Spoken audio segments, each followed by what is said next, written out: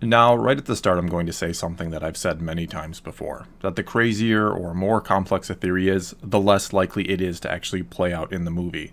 Because, well, it's one thing to come up with a theory or idea in your head and explain it in a video like this, but it's another thing entirely to execute an idea on screen, to have it make sense in a movie, especially in a way that most of the audience will be able to follow and understand. That's why when I saw the new Star Wars teaser trailer, or whatever you want to call the footage shown at D23, because technically it's not a trailer, and it showed Rey apparently going to the dark side, I and a lot of other people immediately assumed misdirection, because this hasn't really been set up at all in the previous movies, that Rey would now fall to the dark side. And if it was going to happen, I'd argue it should have happened at the end of Episode 8, when Kylo Ren extended his hand out to her and asked her to join him. I mean, I can't imagine something in Episode 9 being more tempting to her in that moment than the offer by Kylo was right there. Not to mention, if Rey truly is going to the dark side in Episode 9, I'd rather not have that teased at all. I'd want to be as surprised as possible when watching the film. And on the flip side, if she's not going to the dark side, if what we saw was indeed just a part of some brief image or vision Rey is having at one point, or if it's just some small or insignificant part of the story, then don't tease us with something like that happening just to try and get fans excited and lure those back in who are losing interest in your franchise. And don't get me wrong, I get the idea or purpose behind a teaser trailer, or whatever you want to call the footage. It is to get people excited and to get them to come see your movie. But showing something like that, though it's worked and got people talking about it, and here I am talking about it, it's really put them in a no-win situation. Because now they're damned if they do and damned if they don't. If Rey does go to the dark side, they've already spoiled it. What could have potentially been one of the biggest twists in the saga, and certainly in this trilogy, and you gave it away. And if she doesn't, you're just going to anger the fans who were trying to hopefully let go of Star Wars, and you lured them back in just to be tricked. This then leads me to believe that Dark Side Rey will be something in between these two extremes. It'll be neither a big surprise when we see it, nor something insignificant or minor when it does happen. That it'll be part of some major plot point that we'll learn about relatively early in the film, or even in more of the marketing as we get it. And one possibility or theory many are throwing out there is that we'll learn in the movie that quote-unquote Dark Side Rey is a clone, or Rey herself is a clone, or maybe both of them are clones of somebody else entirely. And really, this wouldn't be that much of a stretch. Cloning is a really big thing in Star Wars. I'm assuming most of you saw the prequels. And I think in concept, Rey having clones or being a clone isn't a bad one. Rather, the issue I have with it now is putting it into practice or figuring out the key details. The hows and the whys of how it'll all work, or how will this idea relate to and be good for the story or movie. Because, as I said moments ago, it's one thing to come up with a theory, it's another to make it work on screen. And so if Rey is a clone, or if clones of Rey have been made, the questions have to be, who did it and for what purpose? How could this idea of clones be incorporated into this movie, into this story at this point, in a way that's both enjoyable and makes sense to everyone in the audience?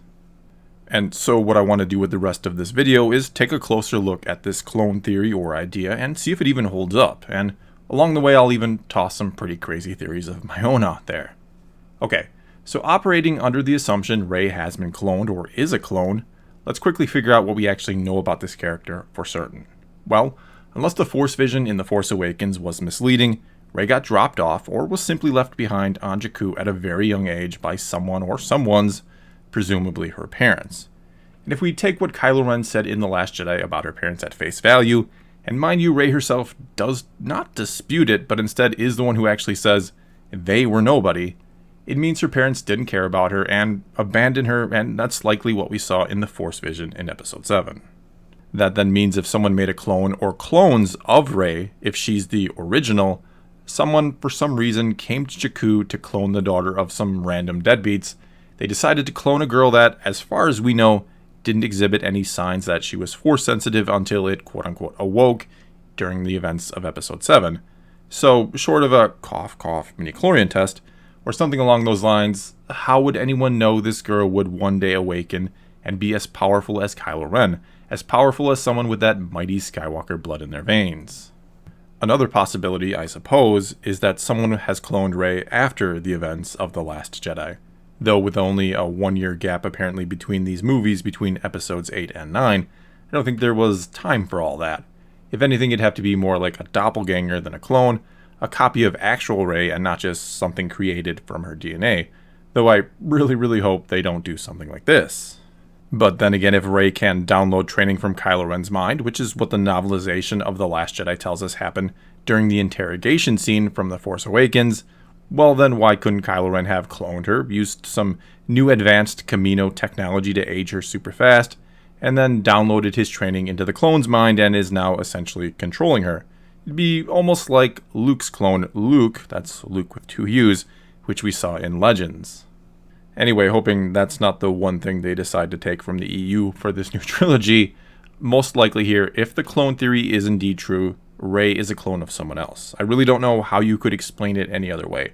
I don't know why Rey would have been cloned or had clones made of her, and then the original is abandoned on Jakku by deadbeat parents eventually. Not saying it's impossible, or that maybe Kylo wasn't lying, but that's going to require quite a story for the audience to follow, I'd imagine. That then leaves pretty much 2 possibilities, one being Rey was cloned on Jakku, or is a clone, and she either escaped some sort of facility there and was raised by some junk traders that came across her in the desert one day, making what Kylo Ren said about her parents true from a certain point of view, or she was somehow left behind, forgotten about, thought dead, or whatever else it might be. And again, these random junk traders found her after all this, raised her for a little bit, and eventually got tired of her and sold her off. And if they're not her real parents, it explained how they could so easily abandon her.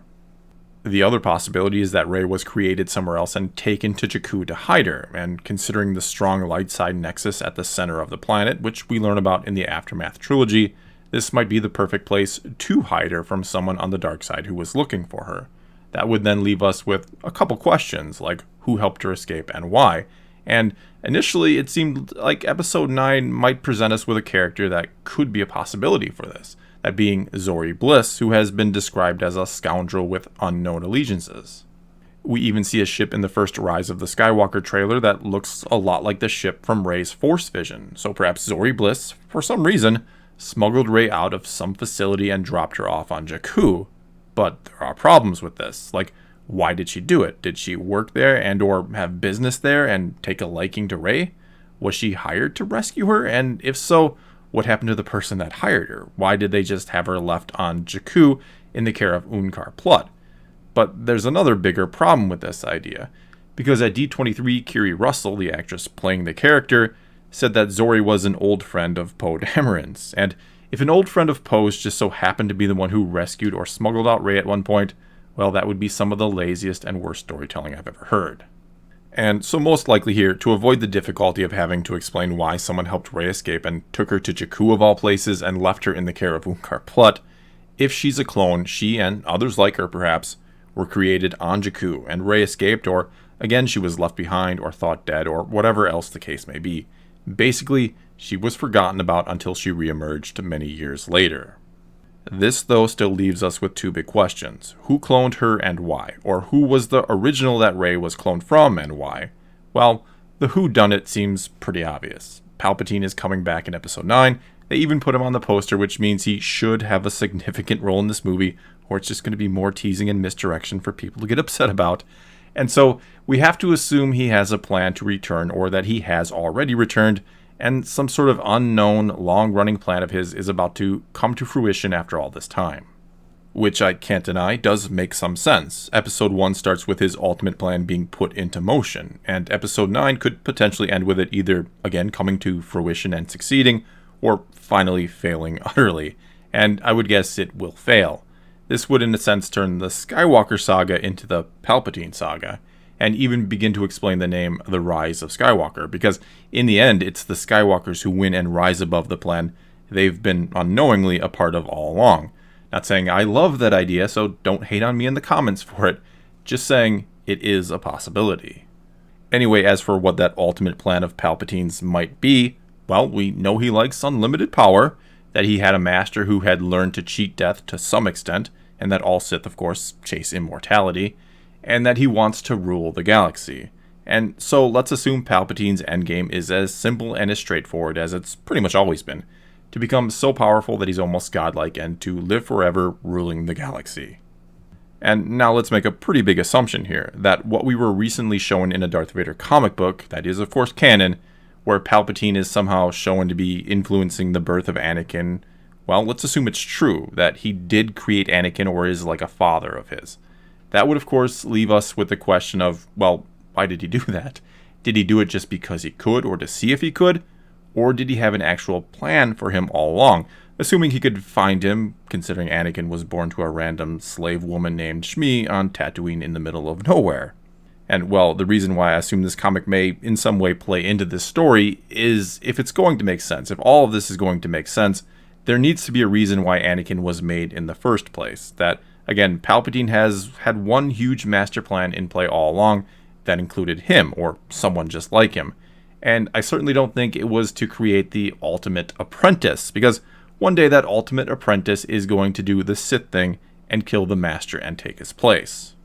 Instead, if Palpatine created Anakin, he did so for a purely selfish reason. And though I don't like the idea or concept of consciousness or essence transfers in Star Wars, I can only imagine that was the game plan, that Palpatine realized it was impossible to truly save yourself from dying, something his master Plagueis learned back in the day, but that it wasn't impossible to transfer your consciousness to a new body. And it'd be kind of interesting to learn in this movie that Palpatine was Plagueis all along, that Plagueis had transferred his consciousness into Palpatine once upon a time, and that he had created Anakin in the hopes of doing the same all over again. Anyway here, if Palpatine made Anakin, it was obviously for a purpose, and when Anakin ended up getting burnt to a crisp, that probably threw a bit of a wrench into the game plan. Clearly, Palpatine didn't want to transfer his essence, or whatever you want to call it, into a body that was stuck in a mechanical suit. So he would have tried to make another version of Anakin, at least until he learned about Luke and likely thought, well, that's a pretty good body to take over in his place.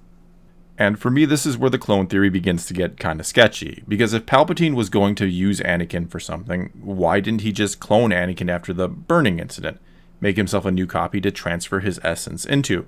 Now sure, one possibility is he actually did do that he made a copy or multiple copies of Anakin, but never got the chance, for whatever reason, to transfer his essence into one of them.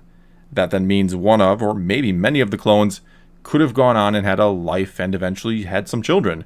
One of those kids, or grandchildren, could easily enough be Rey that wound up on Jakku somehow. Hell, there could be a lot of Anakin clones out there who had kids and maybe had kids after that, and that's why the movie is called The Rise of Skywalker, because they're all going to come out of the woodwork, and maybe Broom Boy is one of them.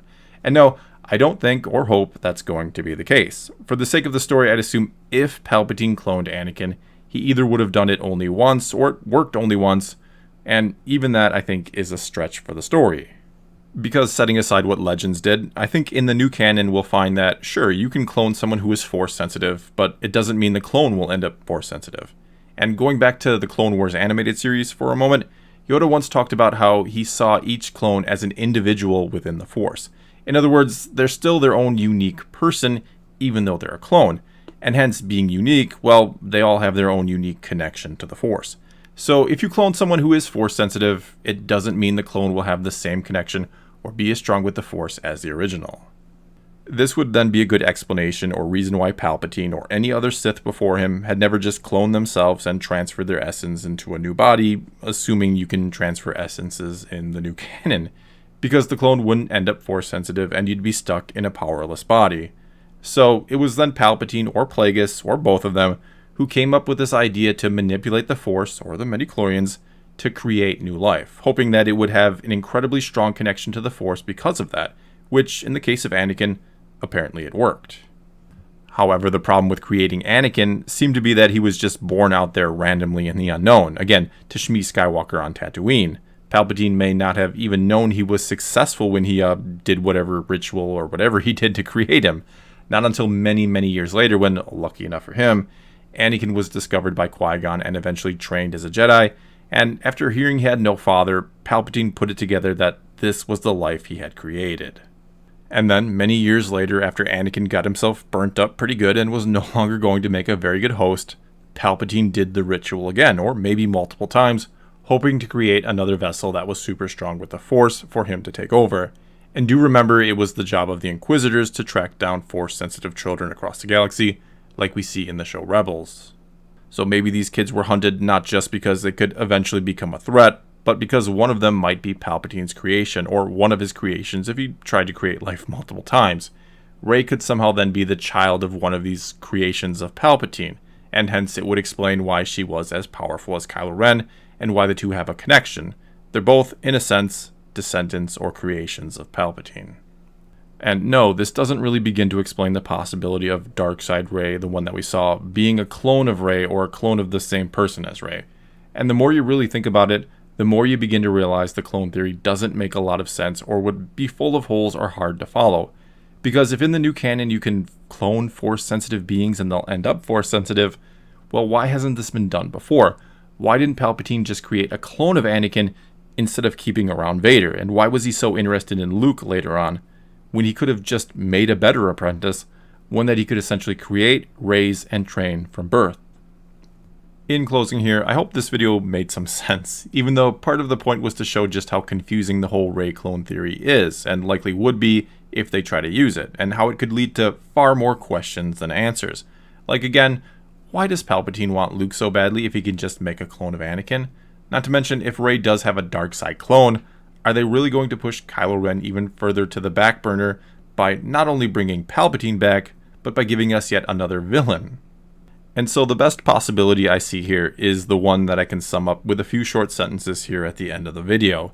That Rey is going to be possessed by Palpatine at some point, albeit briefly, and that's what we see in the footage. And they showed it to us because, well, they really want us to come see this movie, and they know a lot of fans lost interest after The Last Jedi.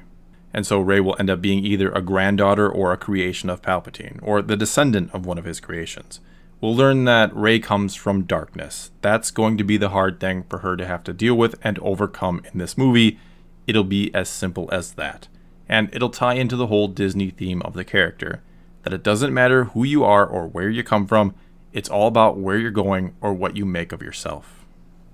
Well, that's all I've got for this time. Now it's your turn to tell me what you think. Will they go with the potentially confusing route and make Rey a clone, or that she has clones, or does it make more sense to keep things simple, say that she was created by Palpatine, and leave it at that? Either way, let me know what you think in the comments below, and let's talk some Star Wars. And until next time, thanks for watching.